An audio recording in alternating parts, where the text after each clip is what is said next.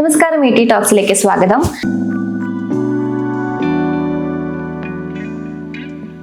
ഇന്ന് ട്രേഡേഴ്സിന് ഹെൽപ്പ് ആവുന്ന ഒരു കൺസെപ്റ്റ് അല്ലെങ്കിൽ ഒരു ആശയത്തെക്കുറിച്ചാണ് സംസാരിക്കാൻ ആഗ്രഹിക്കുന്നത്. അതായത് ബ്രേക്ക്ഔട്ട് ചെയ്തിട്ടുള്ള സ്റ്റോക്സിൽ പലപ്പോഴും പല നിക്ഷേപകരും അല്ലെങ്കിൽ ട്രേഡേഴ്സും പൊസിഷൻ എടുക്കാറുണ്ട്, പക്ഷെ ഫെയിൽ ആവുന്ന ഒരു സാഹചര്യത്തിലേക്ക് പോകുന്നുണ്ട്. അപ്പൊ എന്തുകൊണ്ടാണ് ഇത്തരത്തിൽ ബ്രേക്ക്ഔട്ട് സ്റ്റോക്സിൽ നമുക്ക് അത്ര ഒരു എക്സ്പെക്ട് ചെയ്ത ഒരു രീതിയിലോട്ട് പോകാത്ത എന്നുള്ളതിന്റെ ഒരു ചോദ്യങ്ങൾ പലപ്പോഴായിട്ട് ഉയർന്നു വരാറുണ്ട്. അപ്പൊ ആ ഒരു ചോദ്യത്തിനുള്ള ഒരു ഉത്തരമാണ് നമ്മൾ ഇന്ന് കണ്ടെത്തുന്നത്. അതിനായിട്ട് നമ്മളോടൊപ്പം ഇന്ന് ചേരുന്നത് സെബി രജിസ്റ്റേർഡ് അനലിസ്റ്റ് ആയിട്ടുള്ള കൃഷ്ണകുമാർ ബാലകൃഷ്ണ സാറാണ്. നമുക്ക് വെൽക്കം ചെയ്യാം. Welcome sir. Thank you. Yes, അപ്പൊ ഞാൻ ഇൻട്രോയിൽ പറഞ്ഞ പോലെ തന്നെ പലപ്പോഴും ബ്രേക്ക്ഔട്ട് സ്റ്റോക്സിലാണ് സാധാരണ ഷോർട്ട് ടേം ട്രേഡേഴ്സ് പൊസിഷൻ എടുക്കാൻ വേണ്ടിയിട്ട് കൂടുതൽ ടെൻഡൻസി കാണിക്കുന്നത്. പക്ഷെ പലപ്പോഴും ആ ഒരു എക്സ്പെക്ടഡ് റിട്ടേൺസ് അല്ലെങ്കിൽ ആ ഒരു പ്രതീക്ഷിച്ച രീതിയിലോട്ട് പെർഫോം ചെയ്യാൻ പറ്റാതെ വരാറുണ്ട് ഈ ബ്രേക്ക്ഔട്ട് സ്റ്റോക്സിൽ പൊസിഷൻ എടുത്തു കഴിഞ്ഞാൽ. അപ്പൊ എന്തുകൊണ്ടാണ്, എവിടെയാണ് അവർക്ക് ആ ഒരു തെറ്റ് പറ്റുന്നത്? ബ്രേക്ക്ഔട്ട് ട്രേഡ് നല്ലത് തന്നെ, പക്ഷെ ബ്രേക്ക്ഔട്ട് ട്രേഡ് എടുക്കാൻ അറിഞ്ഞാൽ മാത്രമേ ബ്രേക്ക്ഔട്ട് ട്രേഡ് സക്സസ്ഫുൾ ആകത്തുള്ളൂ. ബ്രേക്ക്ഔട്ട് ട്രേഡ് എപ്പോഴും പല പല ഫാക്ടേഴ്സിനെ ഡിപ്പെൻഡ് ചെയ്തായിരിക്കുന്നത്. ഒന്നാമത്തെ ഫാക്ടേഴ്സ് നമ്മൾ ശ്രദ്ധിക്കേണ്ട ഒന്നാമത്തെ ഫാക്ടർ എന്താ വെച്ചാൽ, എന്താണ് സിറ്റുവേഷൻ, ഏത് സിറ്റുവേഷനിലാണ് മാർക്കറ്റ് കിടക്കുന്നത്. മാർക്കറ്റ് കംപ്ലീറ്റ്ലി ഒരു ബെയറിഷ് സിറ്റുവേഷൻ ആണെങ്കിൽ ബ്രേക്ക്ഔട്ട്സ് ഒക്കെ basically Scott means breakout fail വരാനുള്ള സാധ്യതകളാണ് കൂടുതൽ ശരിക്കും. അപ്പം നമ്മൾ ചെയ്യേണ്ട സംഗതി എന്താണ്, നമ്മൾ സിറ്റുവേഷണൽ അവയർനെസ് എന്ന് പറയുന്ന ഒരു സംഗതി എല്ലാ ദിവസവും രാവിലെ ഒന്ന് വർക്കൗട്ട് ചെയ്യുക. എന്താണ് സിറ്റുവേഷണൽ അവയർനെസ്? ഒന്ന്, ഡോളർ ഇൻഡെക്സ് മനസ്സിലാക്കുക. ഇന്ത്യ എന്ന് പറയുന്ന എമർജിംഗ് മാർക്കറ്റാണ്. എമർജിംഗ് മാർക്കറ്റിൽ ഡോളർ എന്ന് പറയുന്നത് സ്ട്രോങ് ആയി കഴിഞ്ഞാൽ മാർക്കറ്റിനെ സീരിയസ് ആയിട്ട് ബാധിക്കും. കാര്യം അറിയാമല്ലോ, നമ്മുടെ ഏറ്റവും വലിയ ഇമ്പോർട്ട്സ് എന്ന് പറയുന്നത് ക്രൂഡാണ്. അപ്പോൾ ഡോളർ പ്രൈസ് കൂടിക്കഴിഞ്ഞാൽ നമ്മുടെ വാൾസ് പേയ്മെന്റിനെ തീർച്ചയായും സീരിയസ് ആയിട്ട് ബാധിക്കും, നമ്മുടെ മാർക്കറ്റ്സിനെ ബാധിക്കും. ഡോളർ ഇൻഡെക്സ് എന്ന് പറയുന്നത് ഡോളർ വേഴ്സസ് 7 കറൻസികളുടെ ബാസ്ക്കറ്റുമായിട്ടുള്ള കമ്പാരിസൺ ആണ്. അതിൻ്റെ ഇന്ത്യൻ റുപ്പി ഇല്ലെന്നേ ഉള്ളൂ. ബാക്കി സ്വിസ് പൗണ്ട് ഉണ്ട്, ജപ്പാൻ yen ഉണ്ട്, UK കറൻസി, പല പല കറൻസി ഉണ്ട്. അങ്ങനെ 7 കറൻസീസ് ആക്ച്വലി. അതാണ് ഫസ്റ്റ് ശ്രദ്ധിക്കേണ്ട കാര്യം. രണ്ടാമത്തെ കാര്യം ശ്രദ്ധിക്കേണ്ട കാര്യം, നമ്മളെപ്പോഴും ശ്രദ്ധിക്കേണ്ട ഒരു ക്രിട്ടിക്കൽ പോയിന്റ് മീൻ ഡ്യൂറേഷൻ എന്ന് പറയുന്ന കൺസെപ്റ്റ് ഉണ്ട്. അതായത് ഒരിക്കലും ഒരു മീനിൽ നിന്നും സ്റ്റോക്ക് ഒന്ന് കയറിയാൽ അല്ലെങ്കിൽ ഇൻഡെക്സ് ഒന്ന് കയറിയാൽ തിരിച്ച് മീനിലേക്ക് വരും. അത് 100% വർക്കബിൾ ആണ്. അപ്പം മീൻ ഡ്യൂറേഷനിൽ വരാൻ കിടക്കുന്ന ഇൻഡെക്സ് ആണെങ്കിൽ, ഇൻഡെക്സ് താഴെയുള്ള പ്രവണതയാണെങ്കിൽ അവിടെ ബ്രേക്ക്ഔട്ട്സ് കയറാനുള്ള സാധ്യത കമ്പാരിറ്റീവ്ലി കുറവാണ്. രണ്ടാമത്തെ കാര്യം. മൂന്നാമത്തെ കാര്യം, സെക്ടർ പെർഫോമൻസ്. സ്ട്രോങ് സെക്ടറിൽ മാത്രമേ ഈ ബ്രേക്ക്ഔട്ട്സ് സ്ട്രോങ് ആകത്തുള്ളൂ. നമ്മളൊരു വീക്ക് സെക്ടറിൽ ഒരു സ്റ്റോക്ക് എടുത്തു കഴിഞ്ഞാൽ ബ്രേക്ക്ഔട്ട്സ് വീണ്ടും ഫെയിലിയർ ആകാൻ സാധ്യത വല്ല കമ്പാരിറ്റീവ്ലി കുറവാണ്. നാലാമത്തെ കാര്യം, ടെക്നിക്കൽ സ്ട്രക്ചർ. എപ്പോഴും നമ്മൾ ശ്രദ്ധിക്കേണ്ട കാര്യം, ഒരു മെയിൻ റെസിസ്റ്റൻസിൻ്റെ അവിടെ വന്ന് സ്റ്റോക്ക് ഒരു ബിൽഡപ്പ് ചെയ്യണം, എങ്കിൽ മാത്രമേ കറക്റ്റ് ബ്രേക്ക്ഔട്ട് എടുത്തുള്ളൂ. അല്ല പെട്ടെന്ന് ചാടി കയറി പോയി കഴിഞ്ഞാൽ അങ്ങനത്തെ ബ്രേക്ക്ഔട്ട്സിൽ ആൾക്കാർ ബ്രേക്ക്ഔട്ട്സ് കഴിഞ്ഞപാട് ഇറങ്ങാൻ ശ്രമിക്കും ശരിക്കും. അപ്പോൾ നമ്മൾ ശ്രദ്ധിക്കേണ്ട കാര്യം എന്താ, ഒരു ബ്രേക്ക്ഔട്ട് ലെവലിലേക്ക് സ്റ്റോക്ക് പോകാൻ നേരത്ത് ബ്രേക്ക്ഔട്ട് സോണിൽ വന്നിട്ട് ആ സ്ട്രോങ് റെസിസ്റ്റൻസ് സോണിൽ വന്നിട്ട് സ്റ്റോക്ക് ഒരു കോൺട്രാക്ഷൻ ബിൽഡപ്പ് ചെയ്യണം ശരിക്കും. സ്റ്റോക്ക് അവിടെ പതുക്കെ ചുരുങ്ങിക്കൊണ്ടിരിക്കണം. ഈ ചുരുങ്ങുന്ന സമയത്ത് വോളിയം കോൺട്രാക്ട് ചെയ്യണം. ആസ്വദ വോളിയം എക്സ്പാൻഷൻ വന്നാൽ ഡൈവേർജൻസ് വരുന്നത്. വോളിയം എപ്പോഴും സ്റ്റോക്കിന്റെ ആ സ്ട്രക്ചറിനെ സപ്പോർട്ട് ചെയ്യുന്ന വോളിയമായിരിക്കും. ദാറ്റ് മീൻസ് അവിടെ കോൺട്രാക്ഷൻ ഡെവലപ്പ് ചെയ്താൽ വോളിയത്തിലും കോൺട്രാക്ഷൻ ഡെവലപ്പ് ചെയ്യണം, എങ്കിൽ മാത്രമേ അത് വാലിഡ് സ്ട്രക്ചർ ആകത്തുള്ളൂ. ഇനി ഇതിനോടൊപ്പം തന്നെ ഇത് വീക്ക്ലിയിലാണെങ്കിൽ കുറച്ചുകൂടെ പവർഫുൾ ആയിരിക്കും. ഈ ഒരു കോൺട്രാക്ഷൻ റെസിസ്റ്റൻസിൽ വീക്ക്ലി ടൈം ഫ്രെയിം ആണെങ്കിൽ അത് കുറച്ചുകൂടെ പവർഫുൾ ആയിട്ടുള്ള ബ്രേക്ക്ഔട്ട്സ് കൊടുക്കാൻ സാധ്യതകളുണ്ട്. അപ്പോൾ എപ്പോഴും നമ്മൾ ശ്രദ്ധിക്കേണ്ട കാര്യം, ഒന്ന് മാർക്കറ്റ് ബെയറിഷ് ആണോ, ഒന്നാമത്തെ കാര്യം. രണ്ടാമത്തെ കാര്യം, മാർക്കറ്റിന്റെ കറണ്ട് അവസ്ഥ, ഡോളർ ഇൻഡെക്സ് കണക്കുള്ള കാര്യങ്ങളിൽ കറണ്ട് അവസ്ഥ, അല്ലെങ്കിൽ ക്രൂഡ് ഓയിലിന്റെ കറണ്ട് അവസ്ഥ. ഇത് രണ്ടും ഇന്ത്യൻ മാർക്കറ്റിനെ സീരിയസ് ആയിട്ട് ബാധിക്കുന്ന കാര്യങ്ങളാണ്. മൂന്നാമത്തെ കാര്യം, സെക്ടർ പെർഫോമൻസ്. സെക്ടർ വീക്ക് ആണെങ്കിൽ ആ വീക്ക്നെസ് ഉള്ള സെക്ടറിൽ സ്റ്റോക്കിൽ ബ്രേക്ക്ഔട്ട് വെക്കാൻ സാധ്യത വളരെ കുറവാണ്. നാലാമത്തെ കാര്യം, സൈക്ലിക്കാലിറ്റിയിൽ വീക്കായി കിടക്കുന്ന സ്റ്റോക്കാണ് എടുക്കുന്നതെങ്കിൽ അത് ബ്രേക്ക്ഔട്ട് കൊടുക്കാനുള്ള സാധ്യത വളരെ കുറവാണ്. സൈക്ലിക്കാലിറ്റിയെ കുറിച്ച് എൻ്റെ മുമ്പിലത്തെ ഒരു വീഡിയോ ഓൾറെഡി നമ്മൾ പബ്ലിഷ് ചെയ്തിട്ടുണ്ടായിരുന്നു. തീർച്ചയായും പ്രേക്ഷകർക്ക് ആ വീഡിയോ പോയി കണ്ട് മനസ്സിലാക്കാൻ സാധിക്കും. ഇതിനോടൊപ്പം തന്നെ സ്ട്രക്ചറലി, അതായത് ഹയർ ടൈം ഫ്രെയിമിൽ മേ ബി 4 hours ആണെങ്കിലും ഡെയിലിയിലാണെങ്കിലും വീക്കിലിയിലാണെങ്കിലും അത് റെസിസ്റ്റൻസിൽ ബിൽഡപ്പ് നടത്തുന്ന സ്റ്റോക്കുകളാണ്. ആ ബിൽഡപ്പിന്റെ കൂട്ടത്തിൽ ഒരു മൂവിങ് ആവറേജിന്റെ സപ്പോർട്ട്, നോർമലി EMA 10 ആണ് സപ്പോർട്ട് ചെയ്യുന്നത്. EMA 10ന്റെ സപ്പോർട്ട് ഉണ്ടെങ്കിൽ എപ്പോഴും ശ്രദ്ധിച്ച കാര്യം, അങ്ങനത്തെ ഒരു കേസിൽ ആ ഭാഗത്തൊരു കോൺട്രാക്ഷൻ ഡെവലപ്പ് ചെയ്ത് ആ ഭാഗത്ത് വോളിയത്തിലും കോൺട്രാക്ഷൻ ഡെവലപ്പ് ചെയ്തിട്ട് ആ കേസിലുള്ള ബ്രേക്ക്ഔട്ട്സ് ഒക്കെ വളരെ സൂപ്പറാണുള്ള സാധ്യത വളരെ കൂടുതലാണ്. ശ്രദ്ധിക്കേണ്ട കാര്യം, ബ്രേക്ക്ഔട്ട് എന്ന് പറയുന്ന ബ്രേക്ക്ഔട്ടിന്റെ സക്സസ് എപ്പോഴും ബ്രേക്ക്ഔട്ട് ക്യാൻഡിലല്ല, ബ്രേക്ക്ഔട്ട് കഴിഞ്ഞിട്ട് വരുന്ന ഫോളോ അപ്പ് ക്യാൻഡിലാണ്. ഒരു ക്യാൻഡിൽ ബ്രേക്ക്ഔട്ട് കൊടുത്താൽ നോർമലി അതിൻ്റെ ഒരു ഫോളോ അപ്പ് ക്യാൻഡിൽ ഉണ്ടായിരിക്കണം.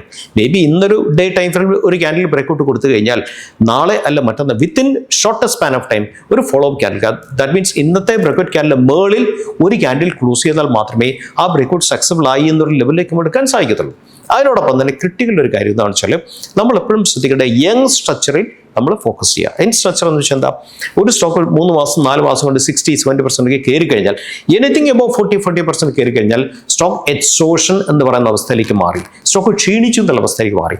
ഇങ്ങനത്തെ കേസിലൊക്കെ ഓപ്പറേറ്റർ നല്ലൊരു ബ്രേക്കൗട്ട് കൊടുത്തിട്ട്, ബ്രേക്കൗട്ട് കൊടുക്കുമ്പോൾ എന്താ സംഭവിക്കുന്നത്, ആൾക്കാർ ചാടി വീഴും സ്റ്റോക്കിലേക്ക്. അപ്പോൾ കംപ്ലീറ്റ് ആ ഓപ്പറേറ്റർ ആളുടെ കംപ്ലീറ്റ് സ്റ്റോക്ക് അവിടെ ആൾക്കാരുടെ റീറ്റെയിലിൻ്റെ തലയിൽ വെച്ചിട്ട് ഇറങ്ങിപ്പോകുന്ന കാഴ്ചയാണ് കാണുന്നത്.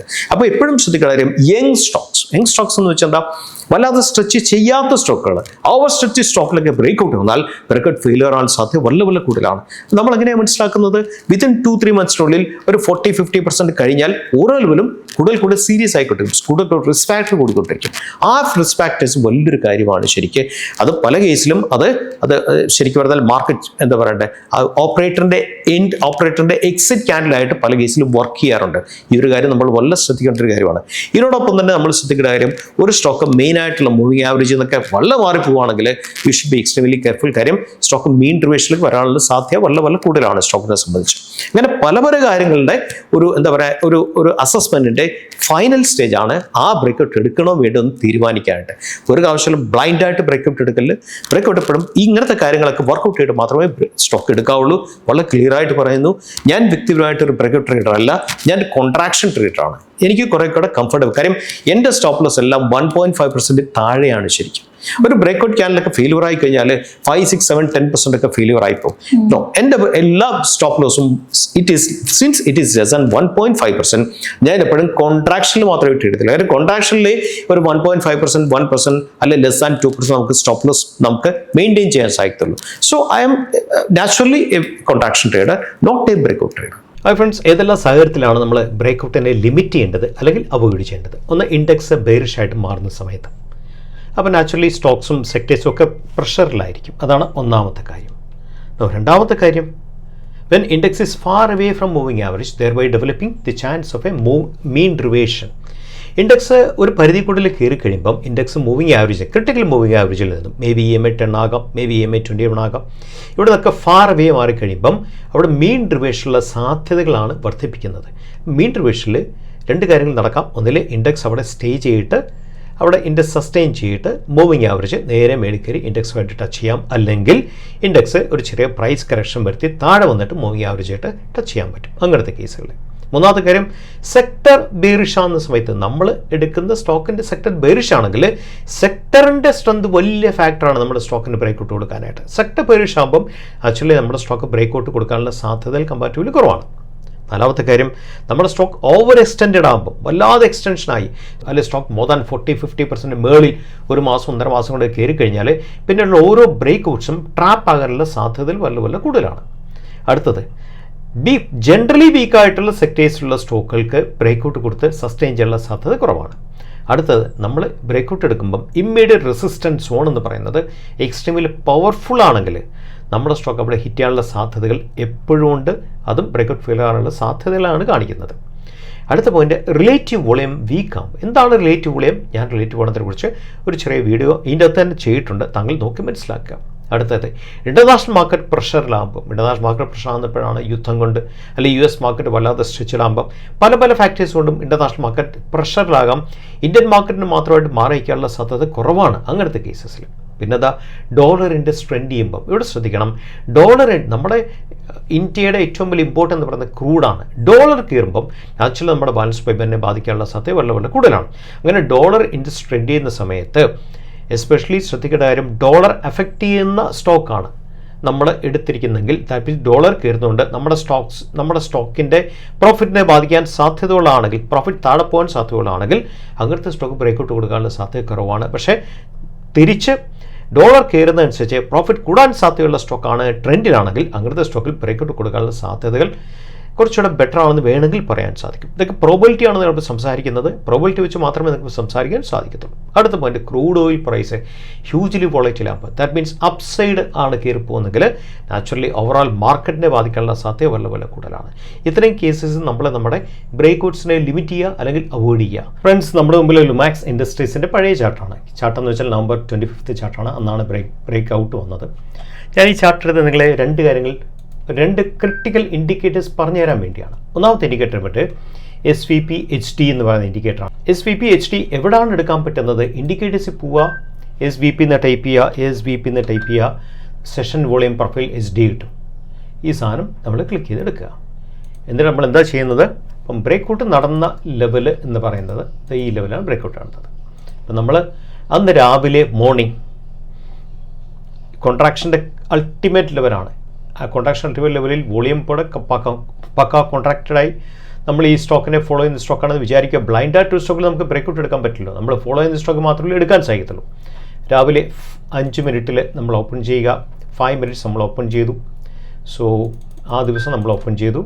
ഇതാണ് നമ്മുടെ ക്യാൻഡിൽ വന്നിരിക്കുന്നത്. രാവിലെ നമ്മൾ നോക്കണം നമ്മുടെ ബ്രേക്കൗട്ട് ലെവൽ എന്നൊക്കെ പറയുന്നത്. നമ്മൾ നോക്കുന്നത് ഈ ലെവലിലൊക്കെ ബ്രേക്കൗട്ട് ഇതുണ്ട്. ഈ ലെവലിലാണ് സ്റ്റോക്ക് ബ്രേക്കൗട്ട് എടുത്ത് കയറിപ്പോയ ലെവൽ ഇതാണ് ശരിക്കും. ഈ ലെവലിൽ നമ്മൾ 5 മിനിറ്റ്സിലാണ്, മോർണിംഗ് 5 മിനിറ്റ്സാണ്. ഇത് 9:40 ക്യാൻഡിലാണ്, 9:40 ക്യാൻഡിലാണ്. നമ്മൾ നേരെ SVP/HT ഓൺ ചെയ്യുക. ഓൺ ചെയ്യുമ്പോൾ നമുക്ക് എന്താ കാണാൻ സാധിക്കുന്നത്? ഈ ദിവസം അതിൻ്റെ തലേ ദിവസം എന്ന് പറയുന്നത് SVP/HT എന്ന് വെച്ചാൽ എന്താണ്? SVP/HT എന്ന് വെച്ചാൽ തലേദിവസം നടന്ന ട്രേഡിൻ്റെ 70% വാല്യൂ ഏരിയ പറയുന്ന പേരാണ് SVP/HT. വാല്യൂ ഏരിയയാണ് കാണിക്കുന്നത്. തലേ ദിവസത്തെ 70% വാല്യൂ ഏരിയയാണ് ഇത് കാണിക്കുന്നത്. That means next day breakout നടക്കണമെങ്കിൽ എവിടെ നടക്കണം? വാല്യൂ ഏരിയയ്ക്ക് മേളിൽ പോകണം, എങ്കിൽ മാത്രമേ അതിന് വാലിഡിറ്റി വരുള്ളൂ. പല കേസിലും വാല്യൂ ഏരിയയ്ക്ക് മേളിൽ പോയിട്ട് താഴെ വരുന്നതൊക്കെ നമ്മൾ കാണാൻ സാധിക്കും. എല്ലാം 100% കറക്റ്റ് ആണെന്ന് ഒരിക്കലും വിചാരിക്കില്ല. പക്ഷേ probability is very very far better. അതാണ് നമ്മൾ നോക്കുന്നത്. അപ്പോൾ തലേദിവസം വാല്യൂ ഏരിയയ്ക്ക് മേളിൽ പോയി കഴിയുമ്പോഴത്തേക്കും വോളിയം നോക്കൂ, എക്സലന്റ് വോളിയം, എക്സലന്റ് ക്യാൻഡിൽ വന്നിട്ട് ക്യാൻഡിൽ എങ്ങനെയാണ്? ക്യാൻഡിൽ നേരെ പുൾ ബാക്ക് താഴത്തേക്ക് വന്നിട്ട് പുൾ ബാക്ക് അവിടെ സസ്റ്റെയിൻ ചെയ്തു. ഇത് വലിയൊരു പ്രൈസ് ആക്ഷനാണ് നമ്മൾ മനസ്സിലാക്കേണ്ടത്.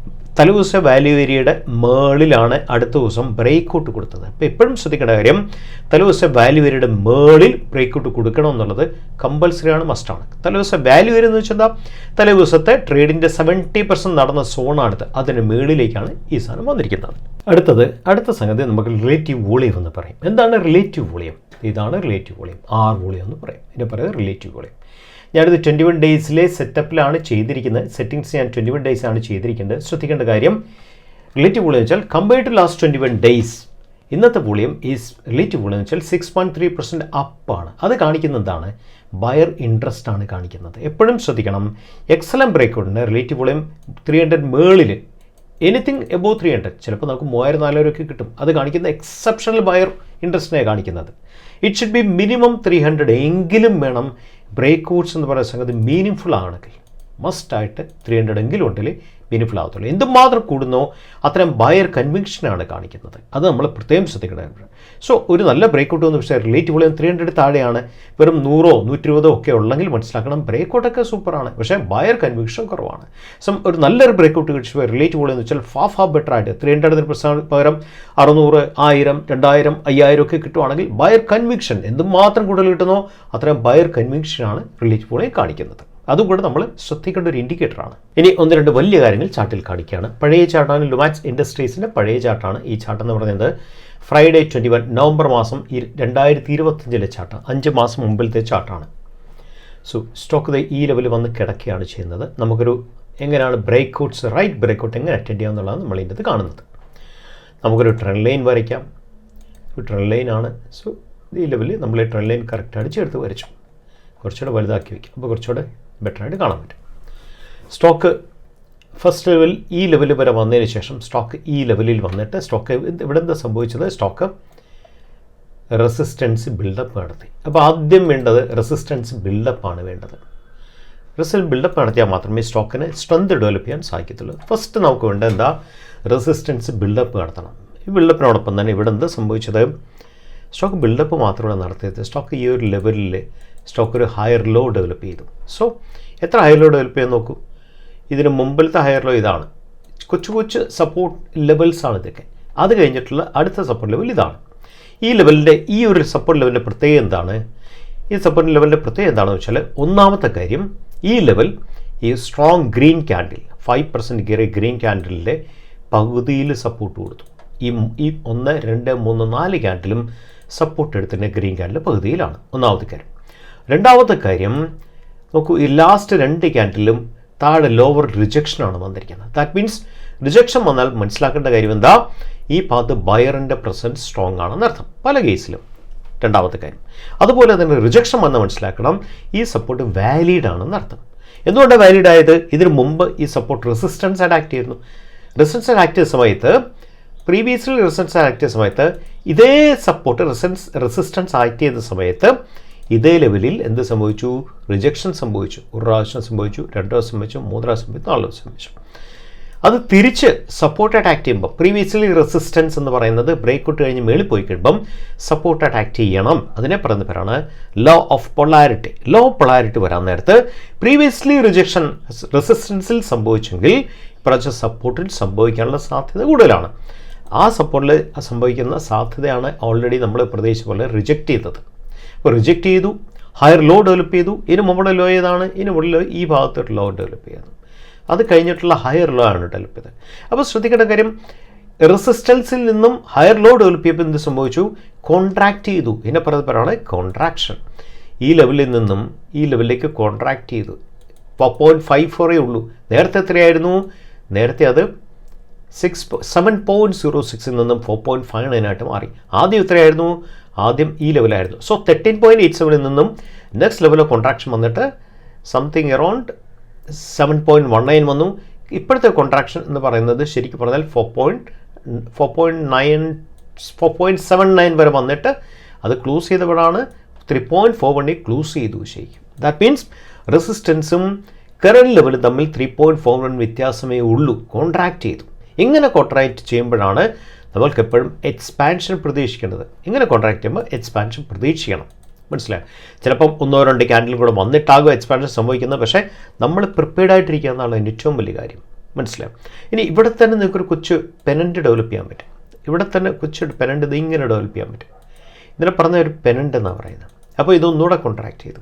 അപ്പോൾ ഈ റെസിസ്റ്റൻസിൽ നിന്നും നമ്മൾ റെസിസ്റ്റൻസിനെ ട്രെയിൽ ഡൗൺ ചെയ്തു. ഇതിൻ്റെ പേര് പറയുന്ന പേര് പെനൻ്റാണ്. ഇനി അടുത്ത ക്യാൻഡിൽ എങ്ങനെ ഫോം ചെയ്ത് നമുക്കൊന്ന് നോക്കാം. നെക്സ്റ്റ് ക്യാൻഡിൽ സെയിം ലെവലിൽ നെക്സ്റ്റ് ക്യാൻഡിൽ സപ്പോർട്ട് എടുത്തു.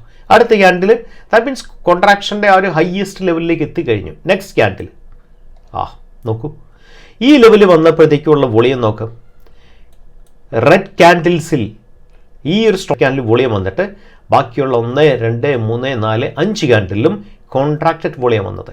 ക്യാൻഡിലും ഡൗൺ ആയി, വോളിയം കോൺട്രാക്റ്റഡ് ആയി. ദാറ്റ് മീൻസ് വോളിയത്തിലും കോൺട്രാക്ഷൻ സംഭവിച്ചു. ക്യാൻഡിൽ ലെവലിൽ ഞാൻ നേരത്തെ കാണിച്ചല്ലോ, കോൺട്രാക്ഷൻ ലെവലിൽ നേരത്തെ ഇവിടെ നിന്നും ഇവിടം വരെ കാണിച്ചു, ഇവിടെ നിന്നും ഇവിടം വരെ കാണിച്ചു, ഇവിടെ നിന്ന് ഇവിടം വരെ കാണിച്ചപ്പോഴത്തേക്ക് കോൺട്രാക്ട് ചെയ്യുകയാണ് ചെയ്തത്. ആ കോൺട്രാക്ഷൻ വോളിയത്തിലും സംഭവിച്ചു.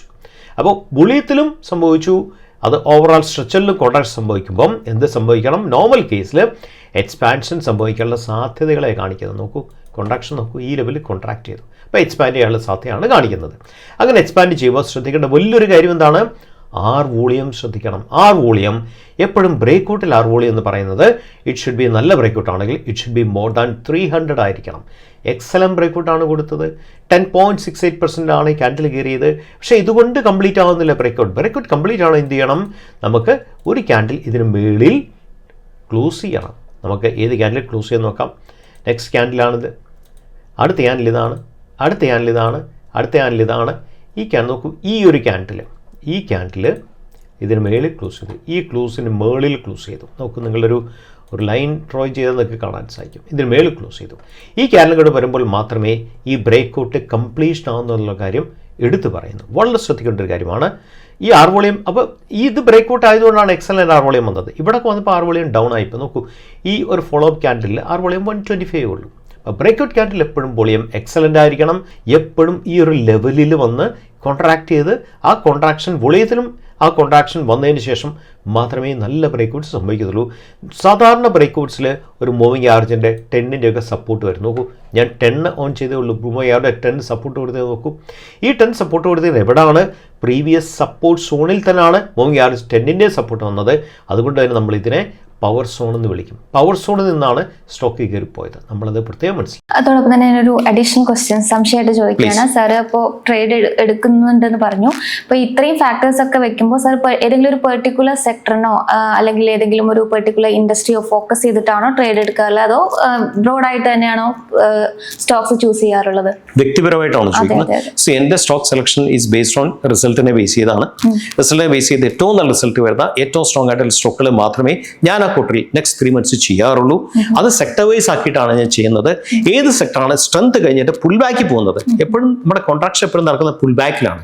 അങ്ങനെ പുൾ ബാക്ക് വീക്ക് ആയിട്ടുള്ള pull back, linear pull back എന്ന് പറയും. ദാറ്റ് മീൻസ് പുൾ ബാക്ക് വീക്കാണ്, താഴെ വന്ന ക്യാൻഡിൽ വീക്കാണ്, വോളിയം വളരെ വീക്കാണ്. കയറുന്ന ക്യാൻഡിലും അതുപോലെ തന്നെ വോളിയം സ്ട്രോങ്, ഇറങ്ങുന്ന ക്യാൻഡിലും അതുപോലെ തന്നെ വോളിയം വളരെ വീക്കാണെങ്കിൽ തിരിച്ചേറാനുള്ള സാധ്യത വളരെ കൂടുതലാണ്. ആ ലെവലിലാണ് ഞാൻ എടുക്കുന്നത്. ഞാൻ എപ്പോഴും ശ്രദ്ധിക്കുന്ന കാര്യം ട്രെൻഡിങ് സെക്ടർ, സൈക്ലിക്കലി സ്ട്രോങ് ആയിട്ടുള്ള സെക്ടർ, അതാണ് വലിയ ഫാക്ടർ. ട്രെൻഡിങ് സെക്ടറിൽ സെക്ടർ പുൾബാക്ക് വരുമ്പം അവത്തിൽ എൻ്റെ കയ്യിലുള്ള സ്റ്റോക്കുകൾ നോർമലി കാണാറുണ്ട്. ആ സ്റ്റോക്കുകളിൽ ആ പോർഷൻ അത് കൺവേർജൻസ് ആണെങ്കിൽ ഇതേ രീതിയിൽ തന്നെയാണ് എൻ്റെ സ്റ്റോക്ക് വർക്ക് ചെയ്യുന്നതെങ്കിൽ മാത്രമേ ഞാൻ ട്രേഡ് എടുക്കാറുള്ളൂ. സാർ ഇപ്പോൾ സൈക്ലിക്കലി സ്ട്രോങ് ആയിട്ടുള്ള സ്റ്റോക്സ് എന്ന് പറഞ്ഞല്ലേ, അപ്പോൾ സൈക്ലിക്കലി സ്ട്രോങ് ആയിട്ടുള്ള സ്റ്റോക്സിനെ നമ്മൾ എങ്ങനെയാണ് മനസ്സിലാക്കാൻ പറ്റുക? നമ്മൾ കുറേ വർക്ക് ചെയ്യണം.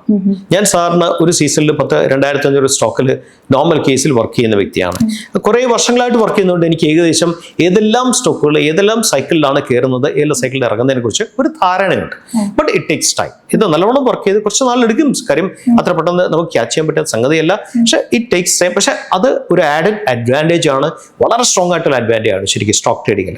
അത് എല്ലാവരും ഡെവലപ്പ് ചെയ്യണമെന്നുള്ളതാണ് എൻ്റെ ഒരു റിക്വസ്റ്റ്. എൻ്റെ പേഴ്സണൽ യൂട്യൂബിൻ്റെ ഒരു ഇക്വിറ്റി എഫക്സ് എന്നാണ് 300-350 ലേണിംഗ് വീഡിയോസ് ഓൾറെഡി ഞാൻ എൻ്റെ അടുത്ത് പോസ്റ്റ് ചെയ്തിട്ടുണ്ട്.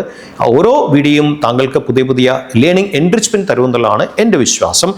എൻ്റെ വീഡിയോയെക്കുറിച്ചുള്ള ഇക്വിറ്റി എഫക്സിനെ കുറിച്ചുള്ള ഒരു ചെറിയ ഡിസ്ക്രിപ്ഷൻ ഓൾറെഡി ഈ വീഡിയോ ഡിസ്ക്രിപ്ഷനിൽ കൊടുത്തിട്ടുണ്ട്. ഇക്വിറ്റി എഫക്സ് എന്ന് പറയുന്ന ആ ഫുൾ ഡീറ്റെയിലിനെ കുറിച്ചുള്ള ഈ വീഡിയോയുടെ ബാക്കിൽ കൊടുത്തിട്ടുണ്ട്. തീർച്ചയായും താങ്കൾക്ക് എൻ്റെ യൂട്യൂബിൽ വന്ന് ആ വീഡിയോസ് എല്ലാം കാണാൻ സാധിക്കും. അതിനോടൊപ്പം തന്നെ താങ്കൾക്ക് എൻ്റെ റീൽസിനെ ഫോളോ ചെയ്യെങ്കിൽ, മോർണിംഗ് റീൽസിനെ ഫോളോ ചെയ്യെങ്കിൽ തീർച്ചയായും എൻ്റെ ചാനലിൽ ജോയിൻ ചെയ്യാൻ സാധിക്കും. Thank you so much sir, ഇത്രയും സമയം നമ്മളോടൊപ്പം ചെലവഴിച്ചതിന്. എന്തായാലും നിങ്ങൾക്ക് എന്തെങ്കിലുമൊക്കെ സംശയങ്ങൾ ഉണ്ടെങ്കിൽ കമന്റിൽ ചോദിക്കാവുന്നതാണ്. നമ്മൾ അതിനുള്ള ഉത്തരവുമായിട്ട് വീണ്ടും അടുത്തൊരു സെഷൻ വെക്കുന്നതായിരിക്കും. മറ്റൊരു വിഷയവുമായി വീണ്ടും കാണാം.